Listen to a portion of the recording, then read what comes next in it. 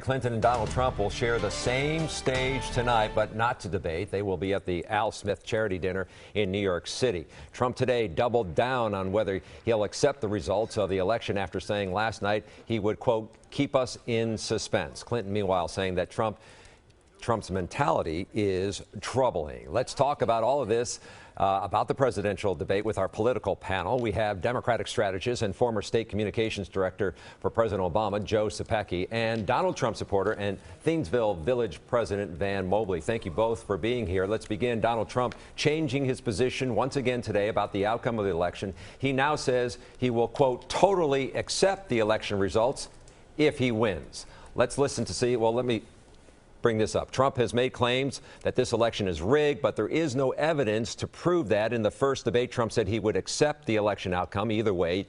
Just yesterday, before the debate, his children, Ivanka and Donald Jr., said their father would honor the election results. But this is what Trump said last night. Do you make the same commitment that you will absolutely, sir, that you will absolutely accept the result of this election? I will look at it at the time. I'm not looking at anything now. I'll look at it at the time. I'll keep you in suspense. Van, you are a Trump supporter. Are you concerned by his statements here suggesting without evidence that the election will be rigged? No, I think it's, for one thing, it's good theater. It does keep everyone in suspense. If you look at it historically, there has been electoral fraud in the American political system. I'm not saying that it would happen this time, but it's always good to put people on their guard, that they need to be vigilant.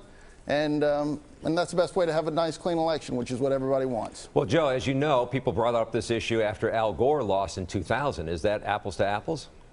No, it's apples to elephant carts. And with all due respect, Van, this isn't theater. This is our system of American democracy. And for hundreds of years, the loser in national elections has accepted the outcome of a vote, which has multiple layers to protect against any kind of vote rigging. This is absurd. Donald Trump has said some scary things in this campaign, but this is the scariest. I certainly hope that Hillary will accept it when she loses, Joe.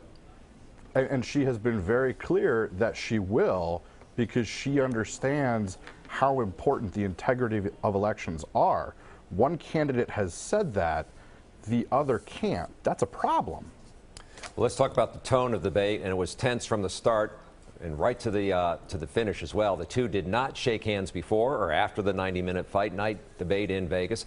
At one point, Trump called Clinton, quote, a nasty woman. The GOP nominee also went after Clinton's 30 years in public office. Let's listen in. The one thing you have over me is experience, but it's bad experience because what you've done has turned out badly.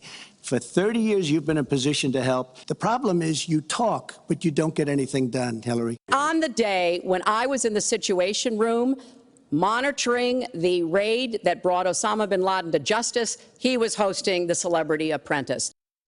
Joe, we see there Trump trying to saying he is the game changer here in this election. And in any other person, that profile might work. There have been outsider business type candidates who are acceptable, qualified candidates for public office. Donald Trump is not. He has demonstrated throughout this campaign he lacks the temperament, he lacks the judgment. He's now whining about what's going to happen to him in 19 days when he loses and trying to, undermine the results of an election. This is ridiculous, and whether it was the conventions or the debates, the American people are seeing it. And Van, we've seen from polls that voters are concerned about Trump's temperament. Hillary Clinton was a failure as Secretary of State, and she set herself up to be a failure as president in foreign policy.